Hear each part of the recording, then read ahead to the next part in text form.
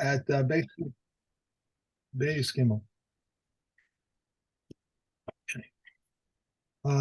He also, excuse me, he also testified about a small village that was adjacent to Yerushalayim, and there was in this village a certain sage and he would lend money to all the villages, and he would write in his own hand and other signs.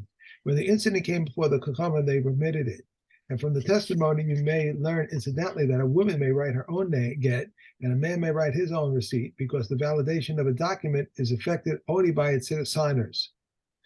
And Rebbe Chanana testified concerning a needle that was discovered in the flesh, that the knife and the hands are tahor, but the flesh is tameh. And if the needle was discovered in the excrement, everything is tahor. Rabbi Yishmael stated three things before the sages at the Academy of Yavna. The first testimony was concerning a beaten egg that was put on top of a vegetable of truma, and that it is a connection. But if the egg was like a helmet, it is not a connection. And Rabbi Yishmael also testified concerning. Just give me a second. I've completely lost you. Wait, did I turn 2 pages? Maybe let me see. The egg thing was like yesterday, wasn't it? Yeah, but I have that we're doing based solid. Yes, that's right. Based solid is right. Based solid is right. Rabbi Yishmael stated three things before this comment of the Academy of Yavna. The first was yes, sorry, yes. Okay, I was in the wrong place. Go on. You carry on. Okay, you're doing fine. The first testimony was concerning a beaten egg that was put on top of a vegetable of truma, and that it is a connection, but if the egg was like a helmet, it is not a connection. Rabbi Yishmael also testified concerning an ear of standing grain in the reap section of the field, and the tip of this ear reached the standing section. If it is cut together with the other standing grain, it belongs to the owner, but if not, it belongs to the poor. Right, because otherwise it's considered it's called shichra if it's left behind. But if it's still close enough, then it's not shichra.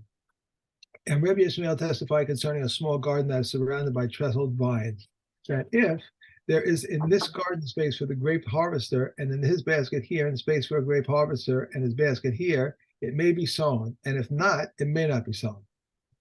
Okay.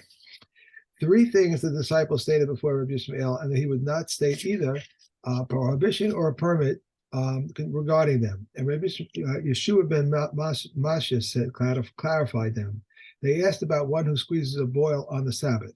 Rabbi Yeshua ben Masha said, if his intent is to make an opening for it, he is liable. But if his intent is to remove the pus from it, he is not liable.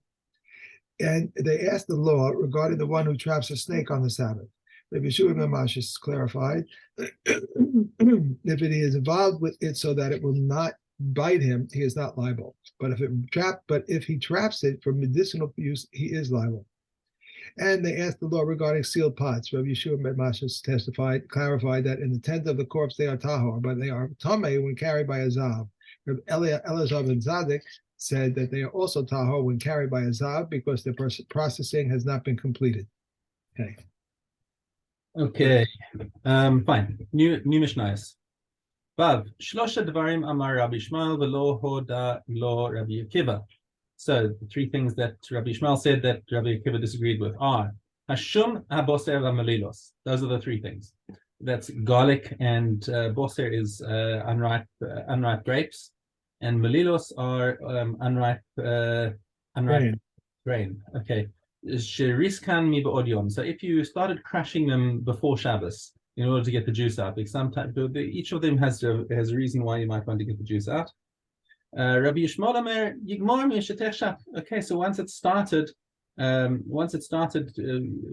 before Shabbos, since he's already crushed them and the juice is already starting to come out by itself, you're allowed to finish taking out the juice after Shabbos has come in. Okay.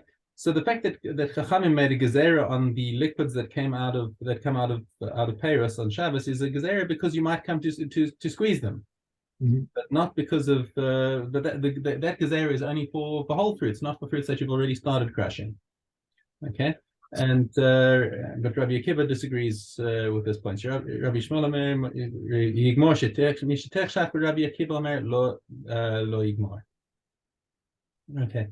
And the halacha here actually follows Rabbi Yishmael, that it is permitted once the crushing action has been done, any liquid that comes out of it afterwards is still permitted, even though normally let's say you leave whole grapes on, on the table, and the juice starts dripping out of them on Shabbos, that juice is actually not allowed. But if you'd already started squeezing them and more came out of it, that's mutar. All right. Mishna Zayin. Shlosha dvarim amru lifnei Rabbi Akiva. Shnai mishum Rabbi Eliezer ve'echad mishum Rabbi Yeshua. So again, we're talking Eduyos. We're talking about testimonies, so people repeating all the things that they've heard over, so that we can codify them. And here we have the two things from Rabbi Eliezer that were said in front of Rabbi Akiva. Yotzes isha be'ir shel zahav u'mafriche yonim pesulim la'edos. That a woman is permitted to go out on Shabbos with an ir shel zahav in her of jewelry. This is talking about when there's no eruv. Okay, and now the concern being that she's going to take it out and show it to her friend. So according to Rabbi Eliezer, it's so valuable that she wouldn't take it out to show it to her friend. But I think that is not that the halacha is not like him there. That she may not go out with that, and we saw that in the Mishna in Shabbos. And people who fly pigeons for a living because they're suspected of cheating each other. So therefore, they're also pasul eidos. Echad mishum Rabbi Yeshua, and the one statement that was said in the name of Rabbi Yeshua is Hasheretz b'fi achulda ma'aleches al gebe kikaros shel truma. So we've learned this before that if you have a tuma mahaleches, if a mobile tuma, and you're not sure, so let's say you've got an animal that has a dead sheretz in its mouth. So the dead sheretz obviously is matame, and it's running over some loaves of truma. Now the live creature isn't matame. Nothing alive is matame, right? The concern is, did it touch the tail of the sheretz onto the truma? And the answer is, because it was moving, it hadn't. It's the suffix is considered tahor, even though we normally say a suffix tuma b'rishus yachid is tameh, but because it's a moving tuma, even in that case we say it's tahor, and that was said in the name of Rabbi Yishmael, and sveikot tahor, and that is the halacha. Okay. Mishna Ches, Shlosha Dvarim Amar Rabbi Akiva al Shnaim Hodilo al Echad Lo Hodilo. So only three original statements for Rabbi Akiva. I'm not sure what three particular things why these three particular things are chosen, because Rabbi Akiva said a lot of things. Okay, but so the two that they agreed to him, and one they didn't. Al Sandal Shel Sayadim. So the sandal is a kind of a shoe that's used by the lime makers, so their legs shouldn't be burned by the hot lime. Okay, and that is and he said about that, shehu tame midras. It's considered like a regular shoe, and therefore it is susceptible to midras tuma. Midras tuma is things that you could stand on, take your weight. Right. Okay. Well, shayarei tanor arba'ah, and the remnants of an oven. So if a clay oven becomes tameh, and the only way to be matahir it is to break it down. And so they said shayu amrim shlosha, and they say how much do you have to break it down for all the pieces to be tahor again? So they used to say it has to be broken down to less than 3 tvachim. And Rabbi Akiva said, no, 4 tvachim. So there's some lamdas behind it why he specifically says 4 as opposed to 3, which we won't go into right now. But the fact is that they accepted his opinion and said, okay, so if it's less than 4 tvachim, it's tahor again, and the pieces don't come by tuma. V'hodulo, they agreed with him. But echad lo hodulo. So you've got a chair that's got 3 planks in the middle for you to sit on. Okay, and one of the so 2 of the planks got removed. So you've just got 1 plank left, right? You would think that's tahor, but Rabbi Akiva matame, he says it's still tameh. Why? Because it's still considered a kli. You could use it as a receptacle to put things in, and therefore he still holds that it's tameh.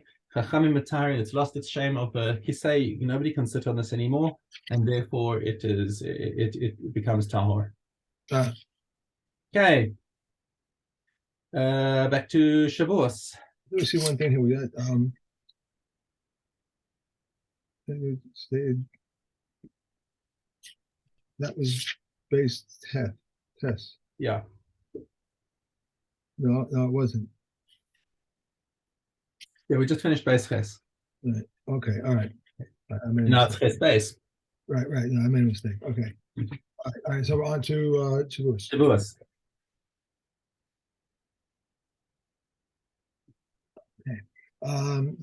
Cast base. If one said to an unpaid shomer, "Where is my bill?" and he replied, "It died," whereas in fact it broke a limb, was captured, stolen, or lost, and he replied, "It broke a limb," whereas in fact it died, was captured, stolen, or lost, and he replied, "It was captured," whereas in fact it died, broke a limb, was stolen, or lost, and he replied, "It was stolen," whereas in fact it died, broke a limb, was captured, or lost, and he replied, "It was lost," whereas in fact it died, broke a limb, and was captured or stolen, and he said, "I adore you," and he replied, "Amen," then he's exempt. If he said to him, "Where is my bull?" and he replied, "I don't know what you are talking about," whereas in fact it died, broke a limb, was captured, stolen, or lost, and he said to him, "I adore you," and he replied, "Amen," he's exempt. If he said to him, "Where is my bull?" and he replied, "It was lost," and he said to him, "I adore you," and he replied, "Amen," but witnesses testify against him that he ate it, he must pay the principal. If he confessed on his own, he must pay the principal plus a fifth and a guilt offering. If he said, "Where is my bull?" and he replied, "It was stolen," and he said to him, "I adore you," and he replied, "Amen," but witnesses testify against him that he stole it, and he must pay the twofold payment. If he confessed on his own, he must pay the principal plus a fifth and a guilt offering. If he said to him, to someone in the street, "Where is my bull that you stole?" and he replied, "I did not steal it," and the witnesses testify against him that he stole it, he pays the twofold payment. If he slaughtered it or sold it, he must pay a fourfold or fivefold payment. If he saw witnesses approaching and he said, "I stole it, but I did not slaughter it or sell," he pays only the principal. Okay. One more. If No, that's it. That's it. that was it. Okay. We're on to Makos Aleph base.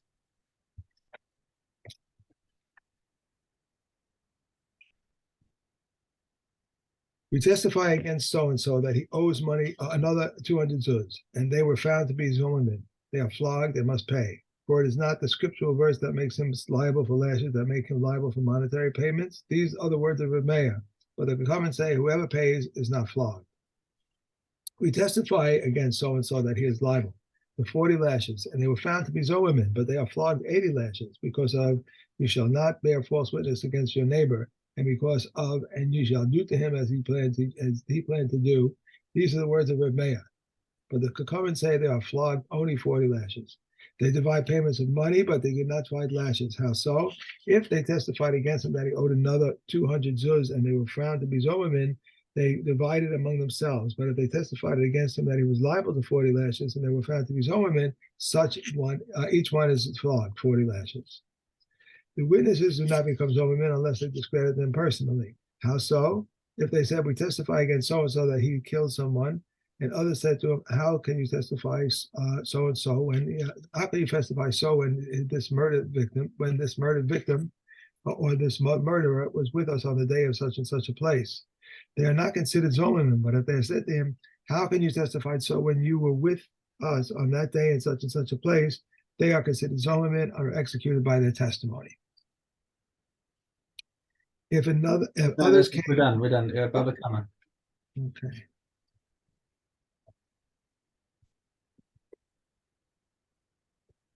Okay. We have Yud base. If one, excuse me, if one gave money to the Kohen of the watch and he died, the heirs could not exact it from them, as it is said, "A man who gives to the Kohen, it shall be his." If he gives money to Yarav and the guilt offering to Yediah, and he has fulfilled his obligation. If he gives the guilt offering to Yarav and the money to Yediah, and the guilt offering exists, the sons of Yediah shall offer it. If not, he must bring another guilt offering for one who brings what he has stole before he brings his guilt offering, has filled that's wrong. Brings what he has stole before he brings his gold offering, has fulfilled his obligation. But one who brings his guilt offering before he brings what he stole is not fulfilled his obligation. If he gave the principal but did not give the fifth does not prevent atonement. Okay. If one stole something and gave it to his children to eat, and he left it to them, they are exempt from paying. But if there was something which can have a lien on it, they are obligated to pay. We may not charge money for the customs collector, but for the customs box or for the tax collector's purses, nor may we accept charity from them. One may, however, accept from his house or from the street. Okay. One more. If the customs collectors took his donkey and gave him another donkey, or if he robbed or stole his clothing and gave him another clothing, they are his, since the owner is a spare of them. One who rescues from a river, from a troop, or from robbers, if the owners have despaired of it, they are his. Likewise, a swarm of bees, if the owners have despaired of them, they are his. But Yochanan ben Roka says, a woman or a minor who is believed to say, the swarm came out of here, and one may go into another field to save his swarm. If he inflicted damage, he must pay for what he damaged, but if he may not cut off this branch with the intention of making restitution. Rabbi Yishmael, the son of Rabbi Yochanan ben Roka, says, he may even cut it off and make restitution. Okay.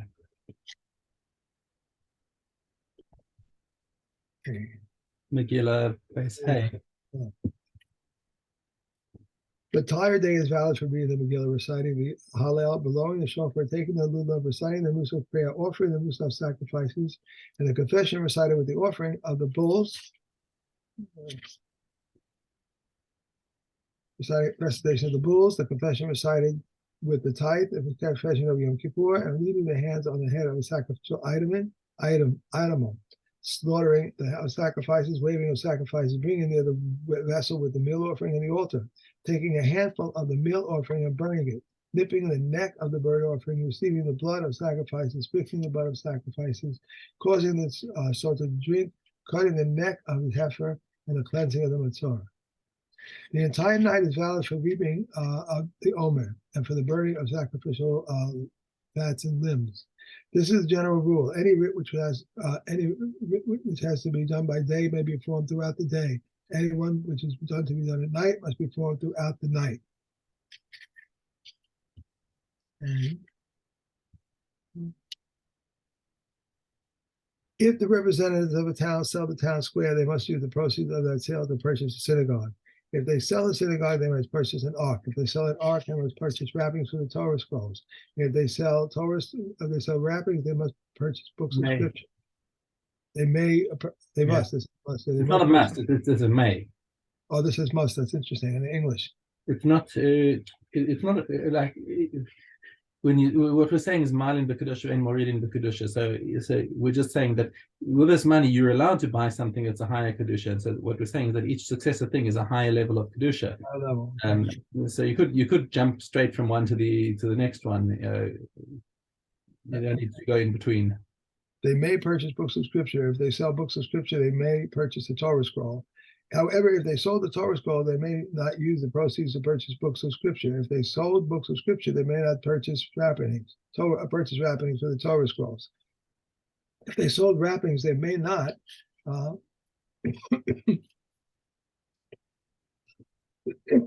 they may not purchase an ark. If they sold an ark, they may not purchase a synagogue. If they sold a synagogue, they may not purchase a square. Moreover, the same is true of any leftover proceeds.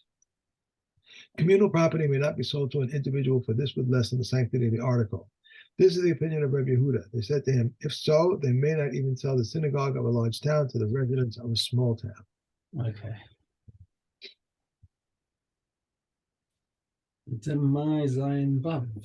So does the word change in Hebrew then from may to must, or must to may? Is it a different word?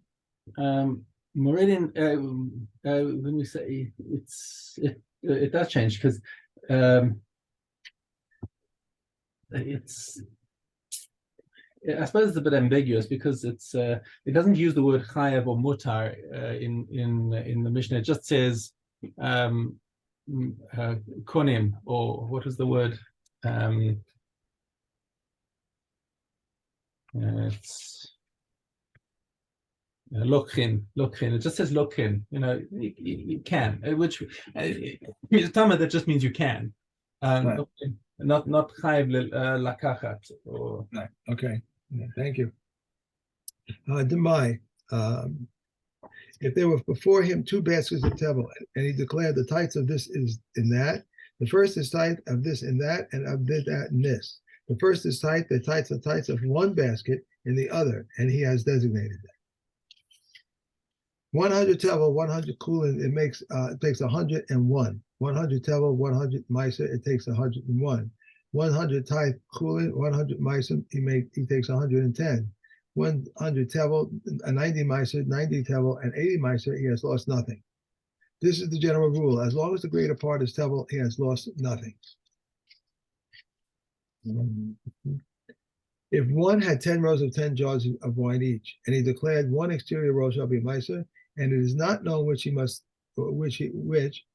take 2 jars diagonally, half of the exterior row which will be meiser, and it is not known which he must take 4 jars from the 4 corners, one corner which shall be meiser, and the other one, and it is not known which he must take row more diagonally, half of one row shall be meiser, and it is not known which he must take 2 rows diagonally, 1 jar shall be meiser, and it is not known which he must take from each jar. Okay, Hadron Alach Maseches Demai. Tomorrow is Kilayim. Yeah, and we still have Kalim today, so Kalim now. right. I know. I used to mix that up a little bit. Kalim and Kilayim, yes. Right. What's an Okay. aleph between friends? Yud Aleph Ches. A helmet is tameh, but cheek guards are tahor, and as the cheek guards have a receptacle for water, they are tameh. All implements of war are tameh. A kidjon, a spearhead, greaves, and a coat of mail are tameh. All women's jewelry is tameh. A city of gold, chokers, earrings, and finger rings. There's a city of gold again, eh? Did I say what did I say? Did I make a mistake? No, I was just saying, there's that city of gold again. We just saw it earlier in Eduyos. Chokers, earrings, and finger rings. A finger ring, whether it is a signet or does not have a signet, and nose rings.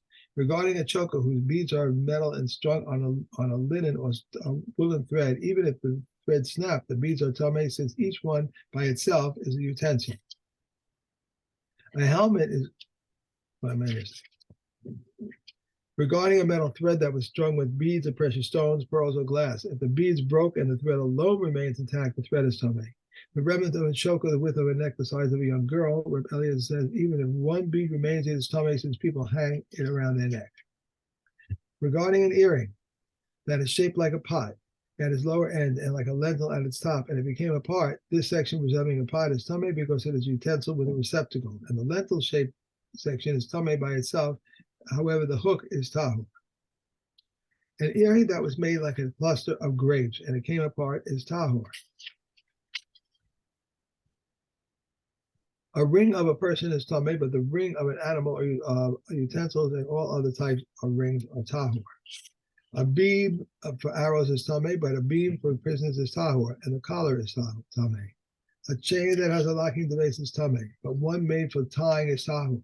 The chain of merchants is tameh, but a chain of a household is tahor. And Rabbi Yossi says, when is this so? When it consists of only one link, when it consists of 2 links, is a kilzon, which is attached to its end. It is tameh. That's the same word that we use for the kalim. Kilzon. Right? That's right. It's a snail. It's something that's shaped like a snail, exactly. Thank you very much. Okay. I'm sorry about yesterday. It didn't work. No so worries. Okay. have a great day. I hope everybody feels better. Good. Goes on the stove. Bye.